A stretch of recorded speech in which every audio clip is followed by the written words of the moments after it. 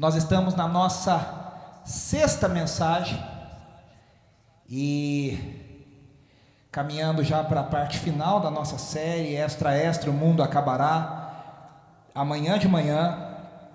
E fique tranquilo, a gente não cantou essa música ainda e a gente tem falado tantas coisas legais, tanta coisa bacana, e eu tenho certeza que Deus vai falar mais uma vez ao seu coração e ao meu coração.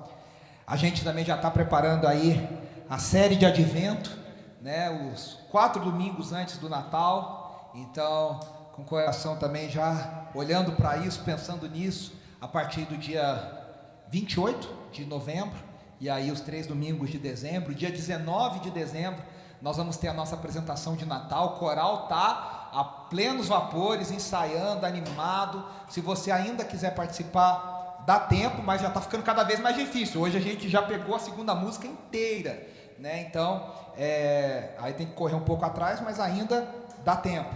E a gente vai caminhando. Hoje nós vamos falar sobre a Cidade Santa. O que esperar da Jerusalém celestial? Eu sempre acho legal porque, acho que a Ana falou para mim, você que falou que gosta de programa de reforma. Não, a Leda falou. Mas eu também.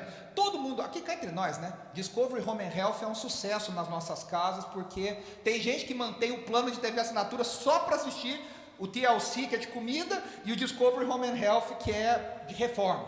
A gente vê lá os irmãos à obra, a gente vê não sei quem reformando com não sei quem, ame a ou deixa, né? Sucesso a gente ama essas coisas. A gente ama de falar de reforma, a gente ama ver. Lembra que tinha um que chamava Extreme Makeover, que parava um ônibus na frente da casa da pessoa, e aí saiu o ônibus, a pessoa quase caía para trás, porque eles quase faziam a casa de novo, né? E era super emocionante e tal. A gente ama ver o que era velho e de repente ficando novo, sendo transformado.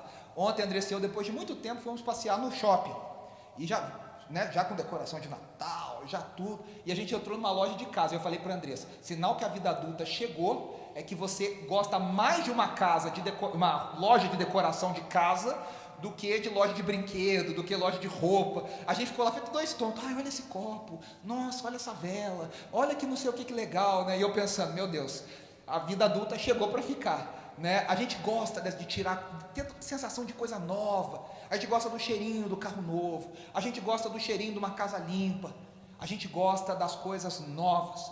E o que dizer diante da maior reforma? Que não vai ter reforma, não vai ter irmãos à obra, não vai ter o pessoal do Ame ou Deixa, não vai ter o pessoal do Extreme Makeover, não vai ter Lar Docilar, que ganhe da maior reforma do universo, que o próprio Jesus Cristo está fazendo. É isso que nós vamos falar hoje. É interessante que quando a gente fala Nova Jerusalém, muita gente não sabe o que pensar. Por quê? Primeiro, a gente não prega o suficiente sobre isso. Segundo, os nossos hinos e as nossas músicas são extremamente confusos sobre isso. Pense nas músicas que eu e você conhecemos. O que a gente pensa? A gente pensa...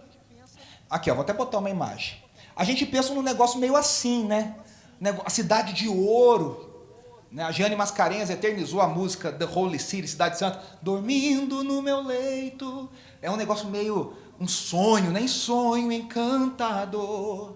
A Jeane canta lindamente essa música, mas eu ando pelas ruas de ouro, né? A Cassiane já cantava há muito tempo. Eu queria ir para lá, se eu pudesse estar lá, não queria voltar. Eu sei que você sabe, você está com vergonha de fingir que sabe. Só para ver o meu rei, frente a frente com paz, só cantando assim. E ela fala das ruas e tal. A gente imagina o lugar. Eu acho engraçado que a gente fala da Nova Jerusalém, e aí os sonhos de grandeza vêm para fora, né? Parece que é um velho oeste repaginado. Eu quero ouro, muito ouro. Que o Patinhas baixa na gente assim.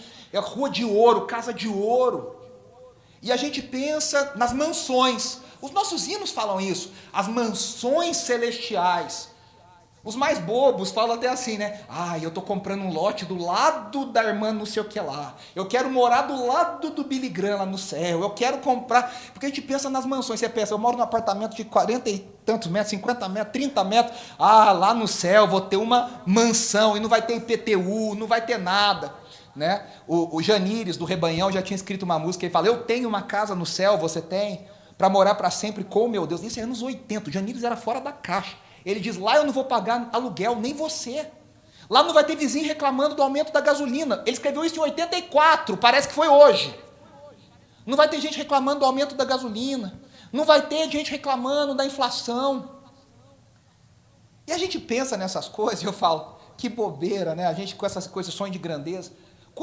Já vou dar um spoiler aqui, já vou começar. Quando João diz que as ruas são de ouro, na verdade é um símbolo para dizer o seguinte: aquilo que é mais precioso na terra, no céu não significa nada. É tão nada que até as ruas são de ouro para a gente pisar naquilo. Está querendo dizer, os nossos valores vão ser completamente invertidos. Aquilo que a gente valoriza lá não vai ser nada. E aquilo que a gente não valoriza lá vai importar. A gente vai ter um novo céu e uma nova terra. E nós vamos falar do novo céu e da nova terra. Mas hoje eu quero focar sobre a Nova Jerusalém. Semana passada a gente falou sobre o lugar destinado aos que não se renderam ao Senhor. E hoje nós vamos falar onde vão habitar aqueles remidos, comprados, grande multidão, como nós cantamos.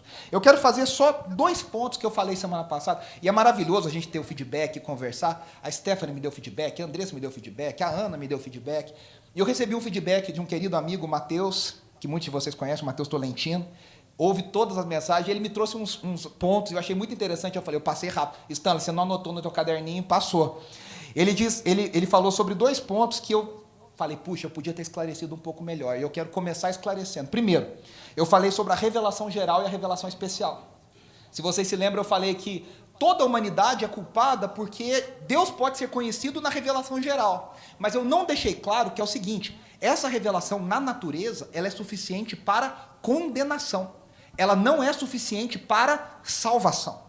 A revelação suficiente para salvação é a que a gente chama revelação especial, que vem única e exclusivamente através da palavra de Deus, da pregação da palavra de Deus. Então, os céus proclamam a glória de Deus, o universo mostra, isso é suficiente para condenação. Por isso que todo ser humano é indesculpável. O apóstolo Paulo diz em Romanos capítulo 1. E a outra coisa que eu mencionei, o C.S. Lewis, eu li até o livro, e ele fala que o inferno é muito pequeno. Lembra que ele diz que é um buraquinho do buraquinho do buraquinho? E aí o Mateus fez uma pergunta muito interessante. Ele diz, você acha que no céu vai ter mais gente que no inferno? E eu falei, não tenho a menor ideia. Espero que sim. Entendo que provável. Mas a especulação a gente não sabe. Quando o Lewis fala que o inferno é pequeno, e eu concordo com o Lewis, eu estou querendo dizer o seguinte, é a questão de preenchimento de vida. O céu vai ter muito mais vida, e isso torna qualitativamente melhor e maior. O inferno é tão sem vida, é a desconfiguração da nossa humanidade, é a desconfiguração da nossa... Sabe, você começa a ver, assim, a gente falou da morte da Marília Mendonça, e eu não sei se vocês viram, espero que não, mas alguns tweets, alguns comentários, primeiro, né, assim, aquela que você fala, meu Deus, por que não ficou quieto? Gente falando da posição política A ou B, gente falando se é gorda ou se é magra, gente falando se... E aí você vê onde está a humanidade das pessoas. E é isso que nós falamos semana passada. O inferno já começa agora, cada vez que a nossa humanidade vai sendo destruída, vai sendo tirada. Não estou negando o inferno eterno, condenatório. Eu estou dizendo que já começa. E da mesma forma, o céu já começa em nós agora, quando nós somos transformados cada vez mais à imagem de Jesus. Então, na última mensagem da nossa série, nós vamos falar sobre o novo céu e a nova terra, daqui a 2 domingos. Na semana que vem, eu planejo, se Deus assim abençoar, falar sobre o papel de Israel no final dos tempos. O que Israel significa? Tem gente que fala que Israel é o relógio de Deus. O que significa essa ideia? Porque nós vamos falar sobre isso. E hoje, nós vamos entender por que a Nova Jerusalém é tão importante. A pergunta que eu quero que você saia daqui com ela no coração é, puxa, agora eu entendo por que a Bíblia fala sobre uma Nova Jerusalém. E por que ela é importante na minha caminhada hoje, agora. Nós vamos responder 4 perguntas, eu espero. Onde ela fica? Quem vai morar nela? Quem construiu a Nova Jerusalém? E por último, por que essa cidade é única? Então, de novo, onde ela fica? Quem vai morar nela? Quem a construiu e por que ela é única. Eu convido você a ler comigo Apocalipse 21, do 1 ao 5. Já é o final do final do final do final da visão de João na ilha de Patmos.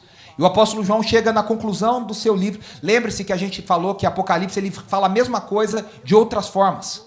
Alguns estudiosos, a maior parte dos estudiosos entende que ele fala 3 vezes da mesma coisa nos capítulos 12 até o 20. Ele fala 3 vezes como a condenação vem de formas diferentes.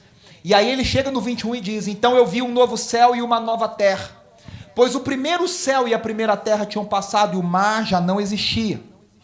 Vi a cidade santa, a nova Jerusalém, que descia do céu, da parte de Deus, preparada como uma noiva adornada para o seu marido. Ouvi uma forte voz que vinha do trono e dizia: agora o tabernáculo de Deus está com os homens, com os quais ele viverá. Eles serão os seus povos, ou aqui algumas versões, eles serão o seu povo. O próprio Deus estará com eles e será o seu Deus. Ele enxugará dos seus olhos toda lágrima, não haverá mais morte, nem tristeza, nem choro, nem dor, pois a antiga ordem já passou. E aí lá no versículo 22, terminando o capítulo, ele diz: não vi templo algum na cidade, pois o Senhor Deus Todo-Poderoso e o Cordeiro são o seu templo. A cidade não precisa de sol nem de lua para brilharem sobre ela, pois a glória de Deus a ilumina e o Cordeiro é a sua candeia. As nações andarão em sua luz e os reis da terra lhe trarão a sua glória. Suas portas jamais se fecharão de dia, pois ali não haverá noite. A glória e a honra das nações lhe serão trazidas. Nela jamais entrará algo impuro, nem ninguém que pratique o que é vergonhoso ou enganoso, mas unicamente aqueles cujos nomes estão escritos no livro da vida do Cordeiro. A primeira coisa, que é Jerusalém? Por que Jerusalém é a cidade santa? Jerusalém é a cidade santa de 3 religiões. Da religião judaica, da religião islâmica e da religião cristã. E por isso, você sabe, e eu sei, há uma grande disputa sobre o território de Jerusalém. Hoje, atualmente, Jerusalém tem partes que são habitadas, bairros árabes. E os judeus não vão.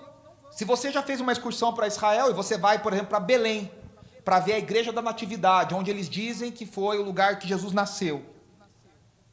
O motorista judeu do ônibus desce, entra um motorista árabe, porque o motorista judeu não vai na parte que os árabes controlam.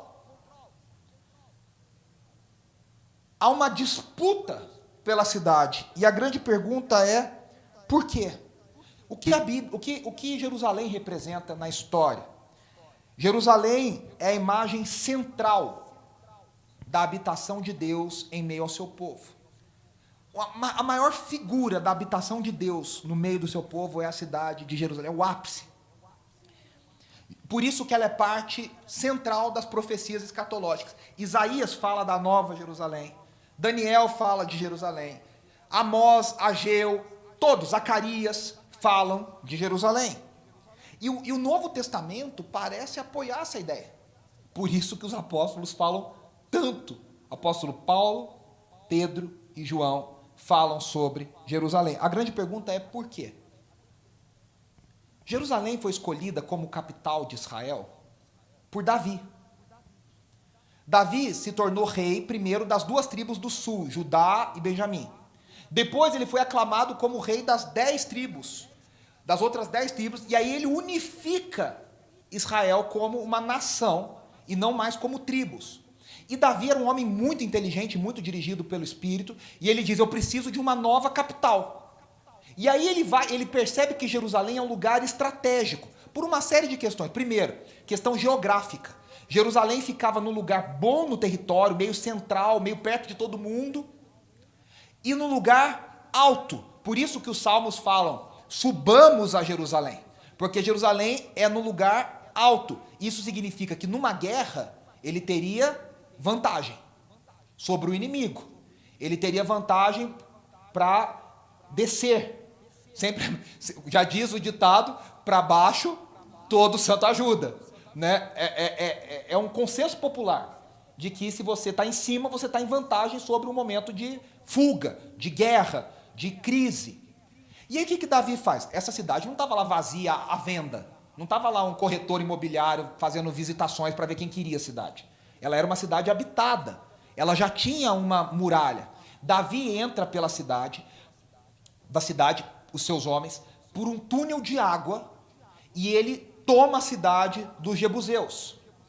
E aí aquela cidade passa a ser a capital desse novo país, vamos entender assim, não era bem país, mas dessa nação que agora é Israel, centralizado debaixo do governo de Davi. Esse governo centralizado, na história de Israel, só durou no reinado de Davi e no reinado de Salomão. Depois de Salomão, já era, voltou a se dividir, volta-se as 10 tribos do norte, Israel, e as 2 tribos do sul, Judá. Né? E aí o que acontece? Só que Davi sabia que não bastava ter razões políticas, ele também precisava das razões religiosas, que eram o centro da vida de Israel. O que Davi faz? Ele decide trazer a Arca da Aliança, que ficava em outra cidade, em outro lugar.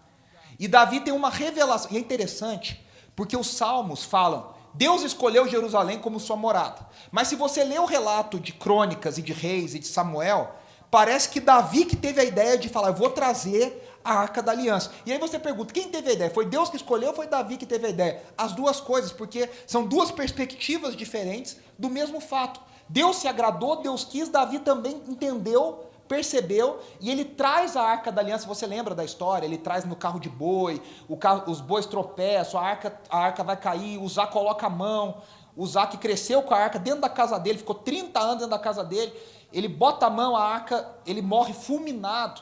Aí Davi devolve a arca, vai para a casa de Obed-Edom, fica mais um tempo ali, Davi fala, Senhor, o que eu fiz? Não era para isso, a arca tem que ser carregada nos ombros dos levitas, não em carros de boi. E aí Davi faz tudo certo, dava não sei quantos passos, Davi parava e sacrificava, dava 7 passos, parava e sacrificava. Pensa que demorou essa viagem. Chegaram, ele dançando na frente da arca, Mical, filha de Saul, casada com Davi, despreza Davi por causa dessa cena. Mas, no entanto, Davi coloca a Arca da Aliança em Jerusalém. Agora, interessante, os sacrifícios não eram feitos em Jerusalém.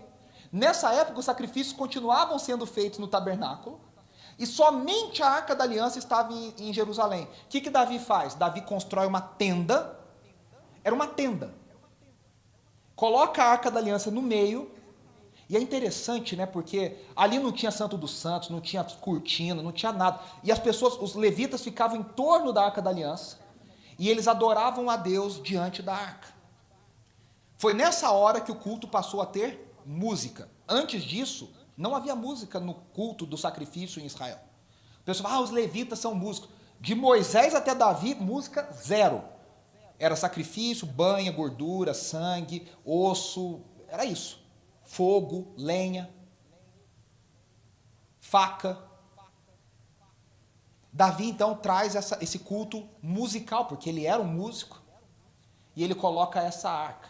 Quando Davi morre, Davi já tinha o desejo de construir um templo para Deus. E aí sim, ele unificar os sacrifícios, o sacerdócio, tudo. Você sabe a história, Salomão constrói esse templo, e quando Salomão consagra esse templo, segundo Crônicas 7, a glória do Senhor enche a casa, e a glória do Senhor é tão forte dentro daquela casa que os sacerdotes não podem entrar. Agora veja que interessante.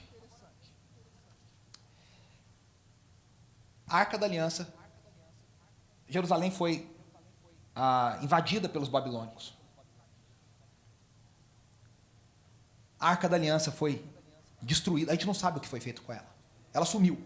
Não sabe se foi derretida, escondida, não se sabe. Ela sumiu e nunca mais apareceu. Os judeus voltam depois de um tempo, 70 anos depois, alguns judeus voltam em 3 caravanas para Jerusalém.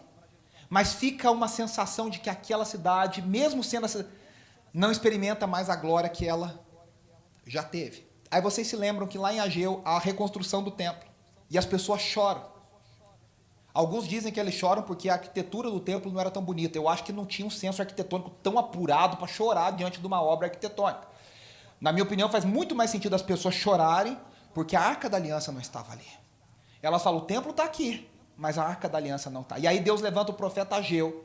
E Ageu diz em Ageu capítulo 2, que a glória da segunda casa seria maior do que a primeira. E fica um senso de uma expectativa. Como a glória da segunda casa vai ser maior do que a primeira? Como esse templo sem a arca vai ser maior do que o templo de Salomão, que era maior, mais bonito e tinha arca? E aí nós vemos Jesus, o Cordeiro de Deus. O tabernáculo, João 1,14, o verbo virou gente, o verbo tabernaculou. O tabernáculo literalmente passou a andar e falar. Ele habitou no meio de nós, e nós vimos a sua glória, glória como do unigênito do Pai. João está dizendo, a glória que estava na arca, agora se encontra dentro de uma pessoa, e essa pessoa é 100% homem e 100% Deus. E Jesus olha para o templo e diz, esse templo não tem glória, porque a glória agora está em mim. Por isso eu vou destruir esse templo. E aí Jesus morre em Jerusalém, no monte chamado Gólgota, o Monte da Caveira. E ao morrer em Jerusalém, Jesus cumpre toda a história de Israel, e ao ressuscitar, ao terceiro dia em Jerusalém, ele cumpre a profecia que ele disse que em 3 dias ele restabeleceria, reedificaria o templo. Atos 1 fala que foi em Jerusalém que Jesus subiu aos céus. E o que o anjo diz aos apóstolos? Nesse mesmo lugar que vocês viram ele subir, vocês vão ver ele voltar.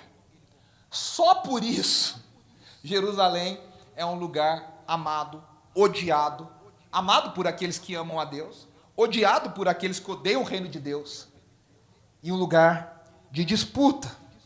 E aí a grande pergunta, e como que isso tem a ver com a Nova Jerusalém? E aí olha só, Hebreus capítulo 12, no versículo 22 e 24. Mas vocês chegaram, aqui a gente não sabe quem escreveu Hebreus, se lembre disso. E aqui é o final da carta aos Hebreus. E o que a carta aos Hebreus fala basicamente? Como a morte e a ressurreição de Jesus mudou toda a forma de adoração.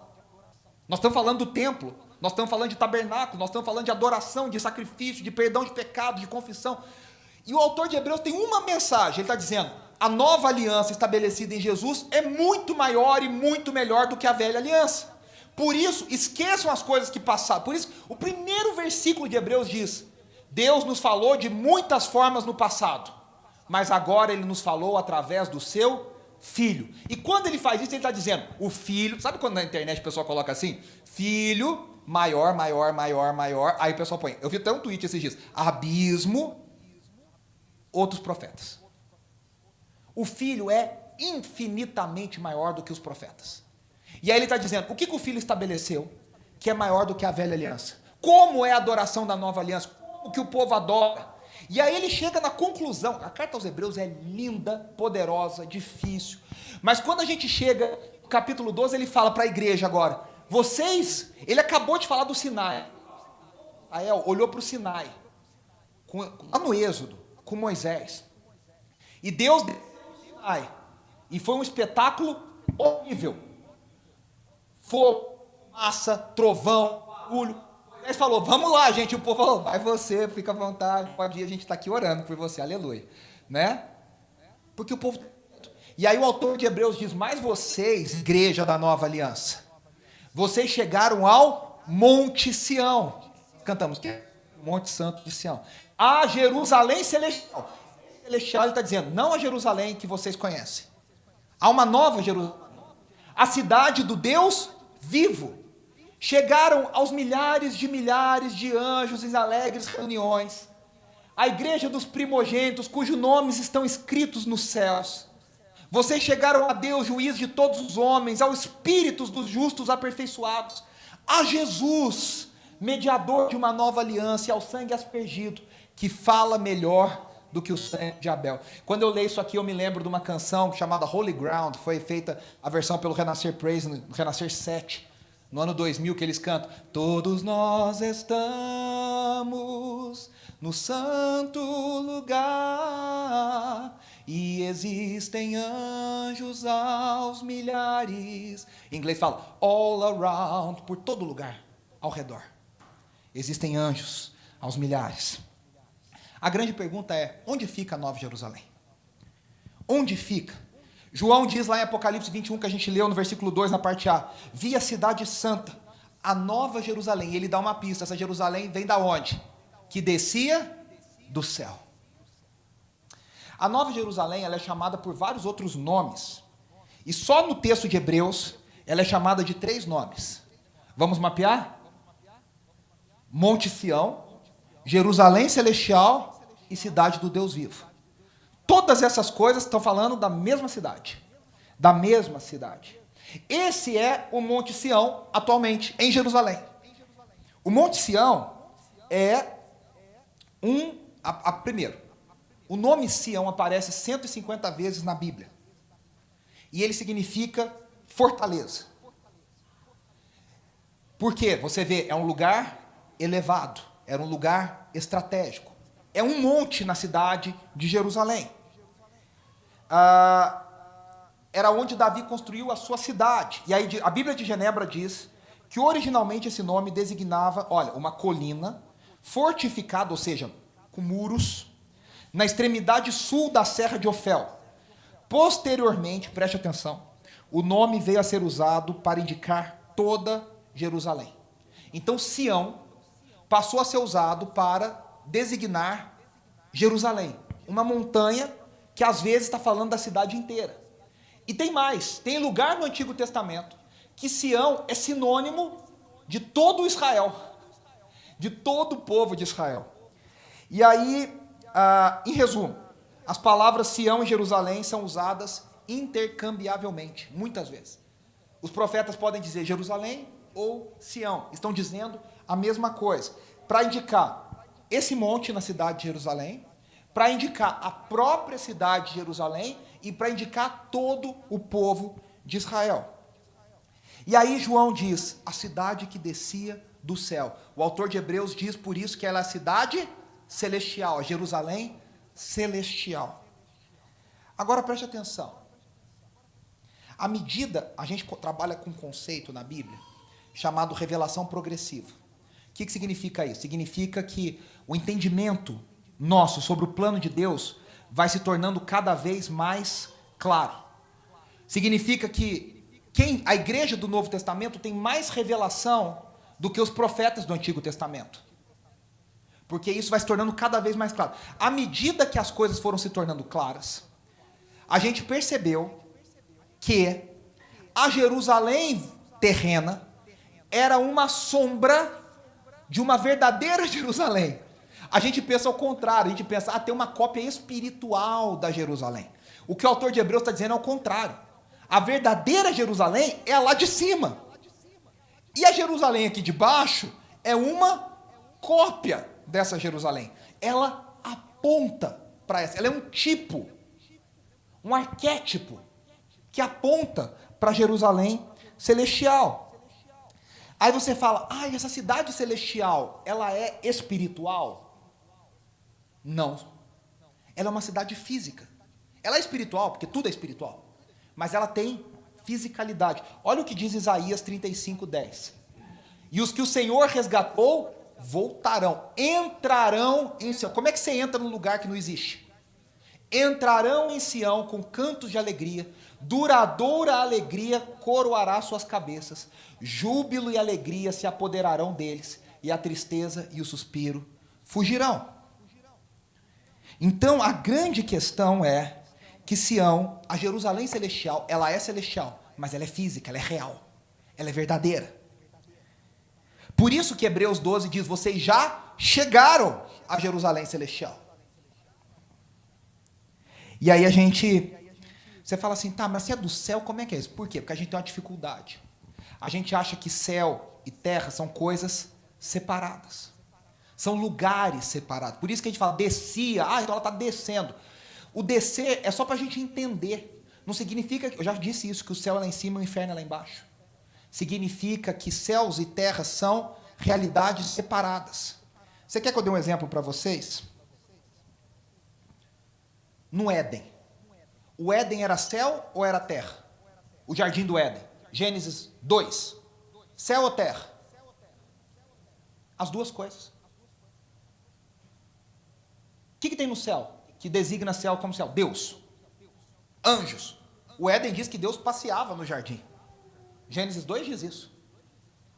O Éden era um lugar onde céu e terra estavam completamente unidos. O que separa o céu e a terra? O pecado. E aí nós somos desconectados do céu, porque agora a gente não pode morar no céu em pecado. A gente não pode habitar com Deus porque Deus não habita na presença do pecado. Qual é o plano de Deus no final? De unir céus e terra novamente. Qual é a oração que nós fazemos que Jesus nos ensinou? Seja feita a tua vontade na terra como ela é feita no céu. O que Jesus está querendo dizer? Que o céu se una à terra. Tem uma canção que a gente canta diante do trono, fez essa versão, fala, tua glória vem o céu na terra, tua glória desce o céu na terra. A gente quer céu na terra. Por isso que essa Jerusalém, ela é uma Jerusalém de outra dimensão. Não significa que ela é menos real do que a Jerusalém que a gente conhece. Significa que ela é a Jerusalém da parte de Deus. Por isso que a gente vive falando que a gente precisa entender o já e o ainda não. O autor de Hebreus diz, vocês já chegaram na Nova Jerusalém. Aí você fala, mas peraí, eu nunca fui lá. Como a gente já chegou? E aí vem o já chegamos, mas ainda não totalmente. Como que a gente... Primeiro, quem já está na cidade celestial? Os remidos que já partiram daqui para a glória do Senhor. Eles já estão na Jerusalém celestial.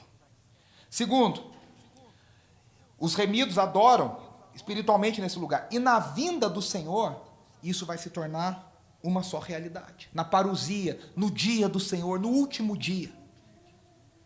O que significa? Como é que nós já estamos? Como igreja. Olha que coisa linda. Quem é o nosso sacerdote? Nós cantamos aqui. Jesus Cristo, o sumo sacerdote. O que o sacerdote faz?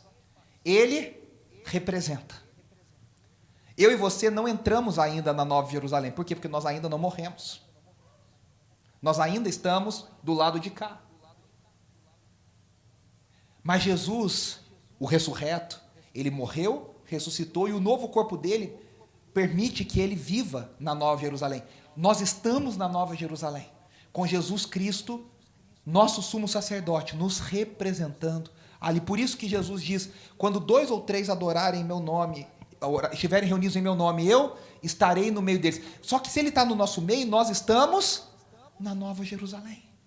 Por isso que quando a igreja se reúne, a igreja não se reúne fisicamente, a igreja se reúne espiritualmente diante do trono do Cordeiro, na Sião celestial, na Nova Jerusalém. Hebreus capítulo 4 diz, entramos pelo novo e vivo caminho, pelo sangue da nova aliança, e nos colocamos diante do trono da graça. Nós entramos na verdadeira Jerusalém, na verdadeira Sião.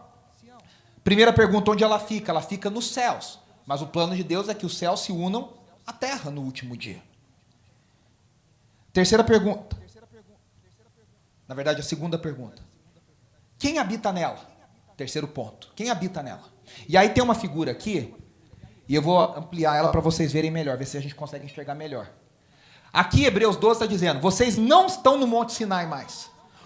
O Monte Sinai era um monte terreno, antiga aliança, o Deus inacessível, o monte que não pode ser tocado. Tem escuridão, tem trevas, tem tempestade, tem trombeta, tem julgamento. Moisés está tremendo.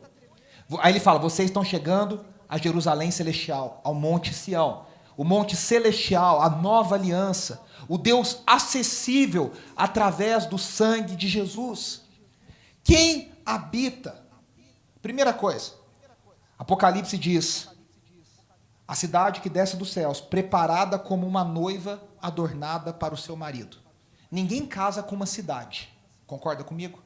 A gente casa com pessoas. Pessoa casa com pessoa. Jesus não vai casar com uma cidade. Isso significa que a Nova Jerusalém é tanto uma cidade quanto um povo. A Nova Jerusalém é tanto a cidade quanto seus habitantes. Nós somos a Nova Jerusalém. Os remidos de todas as partes são a Nova Jerusalém. Por isso o Cordeiro casa com seu povo. A maior imagem da união de Cristo com a igreja é a imagem das bodas do Cordeiro, o casamento do Cordeiro com a igreja. E quem constitui esse povo? O texto de Hebreus nos dá uma pista. Milhares e milhares de anjos fazem parte dessa festa. Depois ele fala a igreja dos primogênitos. Se fosse só primogênito, Rebeca já dançou. Eu nasci primeiro, Rebeca é segundo, já era, já perdeu. Não é isso que o autor de Hebreus está dizendo. O autor de Hebreus, preste atenção. O autor de Hebreus está escrevendo para o povo judeu. Israel era considerada primogênito de Deus. Olha que interessante. Como é que o povo de Israel foi formado? A partir de Jacó. Jacó não era o primogênito. O primogênito era Esaú. Mas Deus transformou Jacó num primogênito espiritual. Por isso Israel era considerado várias vezes no Antigo Testamento. Várias. Os profetas dizem, Israel é o meu filho. O filho da minha aliança. Significa o meu primogênito. A igreja de Jesus é formada de gente escolhida por Deus, de todas as nações. É uma igreja de primogênitos. É uma igreja de gente escolhida. É uma igreja de gente abençoada. É o que Agostinho chamaria de a igreja invisível de Jesus. Ela não é formada por linhas denominacionais, por nome no hall de membros. Tudo isso é legal, é importante, é necessário. Mas a verdadeira igreja são aqueles primogênitos escolhidos por Deus. Esses fazem parte. Quem habita na Nova Jerusalém? Os remidos, comprados, grande multidão. Todos. A gente deve ser muito grato a Deus. Primeiro, porque nem judeu nós somos. Se fosse pela velha aliança, a gente já estava lascado. Segundo, além de sermos incluídos como gentios, nós somos incluídos como gentios, como abençoados. Todos são primogênitos diante da graça de Deus. Nós somos escolhidos por Deus na eternidade. Terceira pergunta. Quem construiu a Nova Jerusalém? Aí lá em Apocalipse 21:3, João diz, né? Ouvi uma forte voz que vinha do trono e dizia, agora o tabernáculo de Deus está com os homens, com os quais ele viverá. Eles serão o seu povo, o próprio Deus estará com eles e será o seu Deus. Aí lá no versículo 22 ele diz de novo, não vi templo algum na cidade, pois o Senhor Deus Todo-Poderoso e o Cordeiro são o seu templo. A cidade não precisa de sol nem de lua para brilharem sobre ela, pois a glória de Deus a ilumina e o Cordeiro é a sua candeia. Se a gente tivesse que escolher um tema para resumir toda a Escritura, a Bíblia fala do quê? Qual é o resumo? Aí você fala, que Jesus me ama e quer me levar para o céu. Pô, reprovado, abre o chão, ser engolido, já era. Qual é o tema? Resume toda a Escritura. De Gênesis e Apocalipse, qual é o tema central, condutor da Escritura? A habitação de Deus no meio do seu povo. A Bíblia começa com Deus habitando no meio do povo e termina com Deus habitando no meio do seu povo. Qual é o tema que liga toda a Escritura? Todos os profetas maiores, menores, apóstolos. A habitação de Deus no meio do seu povo. Olha só, eu até trouxe esse livro, quem quiser estudar mais sobre isso, tem uma versão acadêmica desse livro, que ela tem 600 páginas. Não recomendo para quem não é teólogo, é bem difícil. Essa é uma versão pastoral. Chama Deus Mora Entre Nós, do J.K. Bill e do Mitchell Kim, da Edições Loyola. Fantástico, ele explica isso em detalhes. Olha só, vamos sair do Éden para a Nova Jerusalém. A Bíblia começa no Éden, termina na Nova Jerusalém. A Nova Jerusalém, a gente descobre que é o Éden reformado. É o Éden ampliado. Como eu sei? A árvore que estava no Éden, estava na Nova Jerusalém. O rio que estava no Éden, está na Nova Jerusalém. Só que o propósito de Deus nunca foi ficar no jardim. O Tim Keller diz uma coisa muito interessante. Tem crente que acha que Deus quer ficar no jardim, na natureza, no bucólico. Não. E as cidades são sinônimo de pecado. Nínive, Babilônia, Babel. Não. O movimento de Deus é em direção às cidades. Tanto que o Éden vira uma grande cidade, que agora se chama Nova Jerusalém. Mas no meio disso, Deus habita no deserto, no tabernáculo, na terra prometida. Deus habita no templo de Salomão, que é esse que está na figura de vocês. Deus habita em Jesus, o tabernáculo encarnado, João 1,14. Deus habita na igreja. O apóstolo Paulo diz em 2 Coríntios, capítulo 6, vocês não sabem que vocês são templo do Espírito Santo de Deus? E aí, por último, então veja só, do Éden, Deus sai para a arca, no tabernáculo da arca, no deserto. do deserto para o templo de Salomão, do templo de Salomão em Jesus, do tabernáculo encarnado. Aí você fala, o que tem isso a ver? Gente, o que é o templo? O templo é o lugar onde o céu e terra se encontram. O templo, o tabernáculo, Jesus, a igreja, a Nova Jerusalém, é o símbolo máximo do lugar onde Deus, o céu, encontra a terra. Por que o lugar é santo? Por que as pessoas tinham que tirar as sandálias dos pés? Por que só entrava um homem, uma vez por ano, no Santo dos Santos? Porque esse lugar era santo pela presença de Deus, porque era onde o céu encontrava a terra. E agora nós somos, uma igreja, o templo vivo de Deus. Deus habita no mundo onde hoje? Na sua igreja. Deus atua no mundo como hoje? Através da sua igreja. Deus está presente no mundo onde hoje, atualmente? Na sua igreja, apontando para a Nova Jerusalém. O terceiro nome que Hebreus capítulo 12, no versículo 22, chama, ele fala Sião, Jerusalém celestial, cidade do Deus vivo. Por que ela é a cidade do Deus vivo? Porque Deus habita no meio dela. Você já parou para pensar nisso? A nossa esperança é um dia nós morarmos num lugar que o próprio Deus habita no meio dessa cidade. Você já viu aqueles lugares, sei lá, Hollywood, aqueles lugares que falam assim, aqui mora o ator fulano de tal. Tem um tour em Hollywood só sobre isso. Nunca fomos, mas conhecemos gente que foi. Fazer o tour para ver a casa dos famosos. Aqui mora o fulano, aqui mora a fulana da série tal, aqui mora o cara que fez o filme tal. Você já imaginou um lugar que mora o próprio Deus? A Nova Jerusalém não tem templo. Por quê? Porque ela é toda um templo. O que significa isso? Significa que a presença de Deus vai estar em tudo, em todos os lugares. Esse tabernáculo é maior do que o antigo. A nova aliança é superior. Por que diz que não vai ter sol? Porque a glória de Deus vai encher toda essa cidade. Tudo em nós. Tem uma música que o David Phelps canta, lindíssima, que diz, No more night, no more pain. Não vai ter mais noite.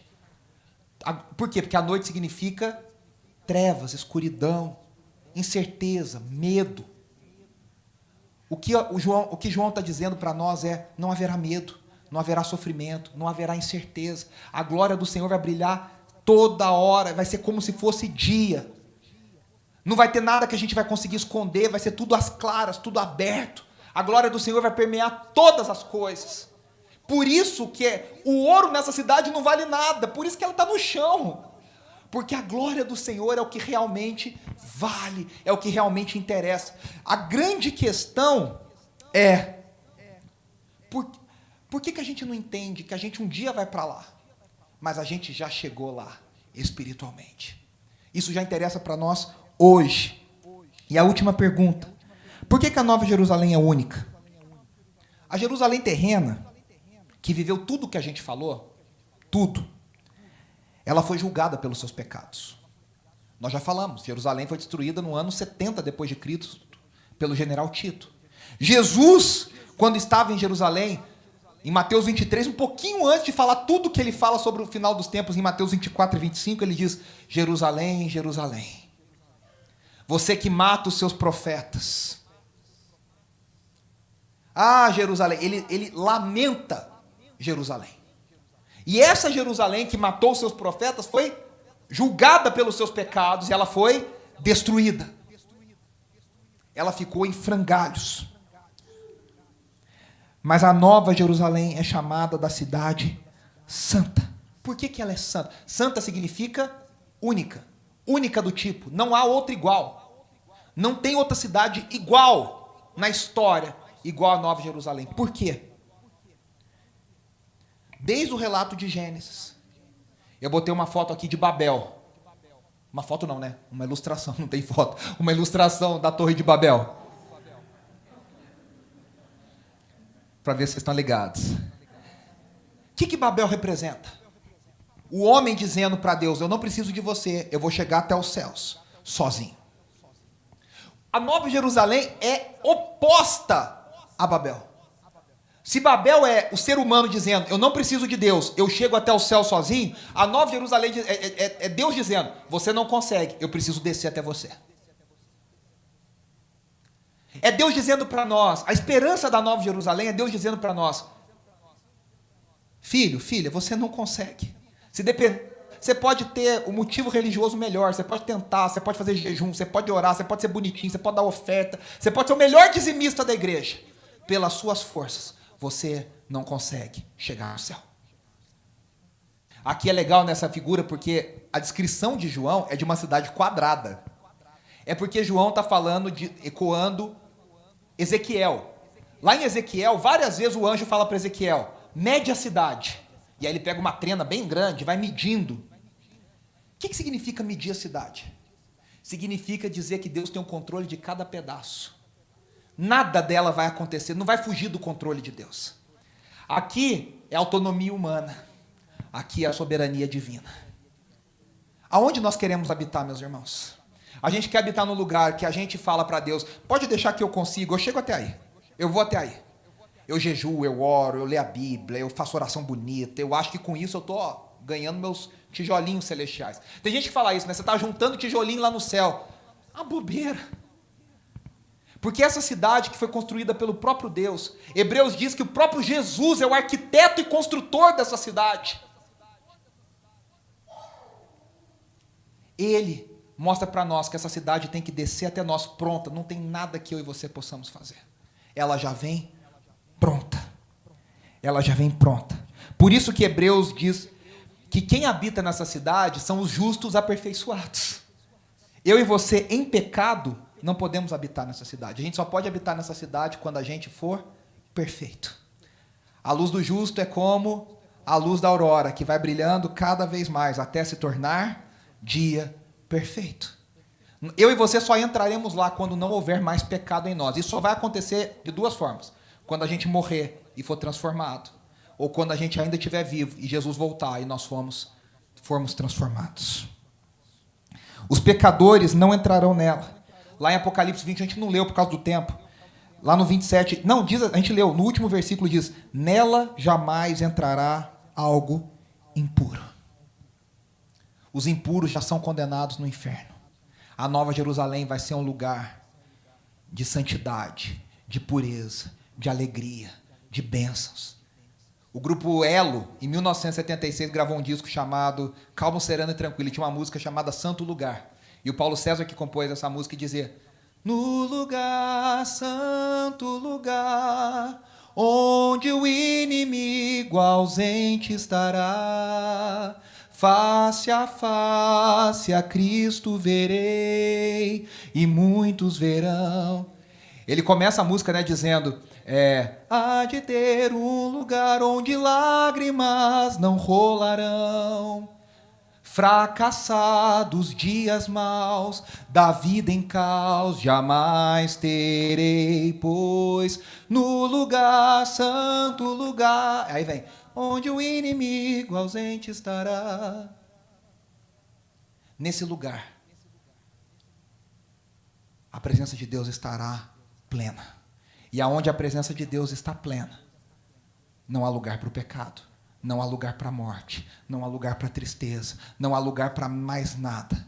E esse lugar, meus irmãos, já é nosso pela fé em Jesus. Nós já habitamos nesse lugar.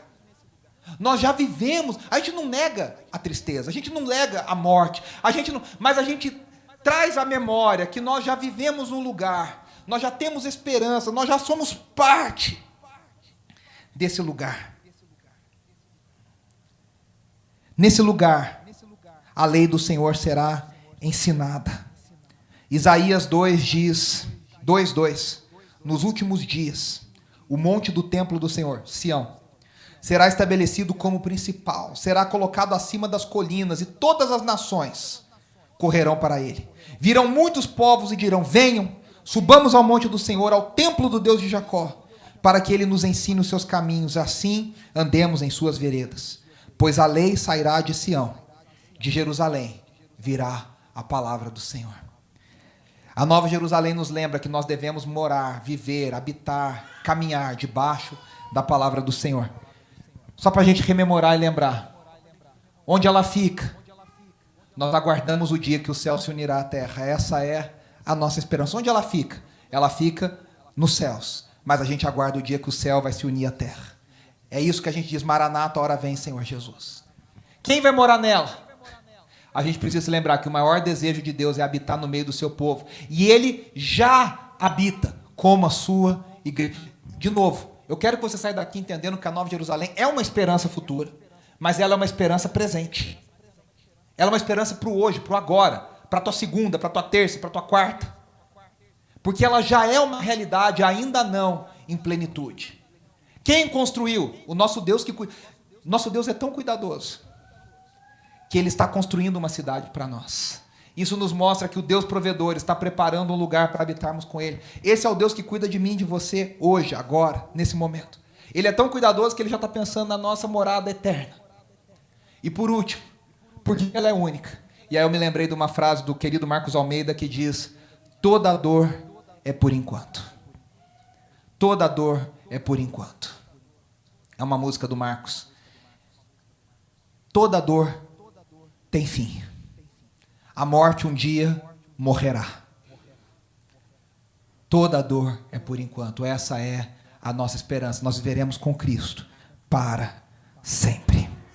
Sempre. A canção do Paulo diz: por isso eu canto. E aí é um grande canto de adoração. Aleluia, aleluia, no céu eu vou morar. Aleluia. Que haja em nós esse cântico de gratidão. Que nós somos cidadãos da Jerusalém Celestial. Antes da gente orar, eu me lembrei aqui, o Marcos Witt, há muitos anos atrás, ensinava, Marcos Witt, maior nome da música latina cristã, dizendo que há um cântico que sai de Sião. Há um cântico, por isso que lá no Salmo, o salmista diz: como eu vou cantar os cânticos de Sião em terra estranha? Os cânticos de Sião pertencem a Sião. Há um cântico, há uma vida, há uma oração, há um ensino da igreja de Jesus que habita em Sião, que agora pode ser cantado em terra estranha, porque nós estamos em terra estranha, ao mesmo tempo que nós somos cidadãos celestiais. Meu irmão, que o Espírito Santo te dê graça, coragem, sabedoria, para viver cantando os cânticos de Sião, o ensinamento de Sião em terra estranha. Enquanto nós aguardamos a Jerusalém que desce dos céus, que a gente já cante os cânticos de lá, que a gente já aprenda a língua de lá, que a gente já ensine as coisas de lá, que a gente já aprenda a lei de lá, que a gente já lê a cartilha de lá, que a gente viva os valores da Jerusalém Celestial. Vamos orar? Senhor, nós te agradecemos, obrigado. Nós te agradecemos pela esperança, obrigado que o Senhor não deixa nada para trás. Obrigado que o Senhor é um Deus tão provedor e tão cuidador, que o Senhor tem já cuidado da nossa habitação eterna, aonde nós moraremos contigo, na cidade que o Senhor construiu. O Senhor será o nosso Deus e nós seremos o teu povo. O Senhor já é o nosso Deus e nós já somos o teu povo. Obrigado, Senhor, obrigado que nós já desfrutamos dessas bênçãos agora, já.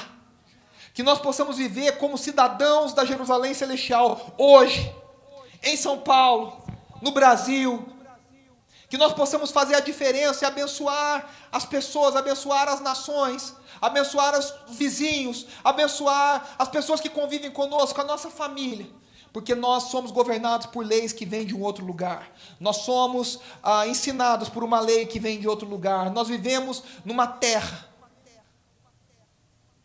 que é a terra onde a vontade do Senhor é feita plenamente. Que o Senhor nos ajude a confiar, que o Senhor nos ajude a crer na tua provisão, que o Senhor nos ajude a viver nessa esperança, de que o Senhor quer habitar no meio de nós plenamente, e que um dia nós estaremos contigo, para todo sempre, em verdade, totalmente, 100% na tua presença, e te veremos como o Senhor é. Obrigado, Senhor, nós te agradecemos, no nome de Jesus, amém, amém.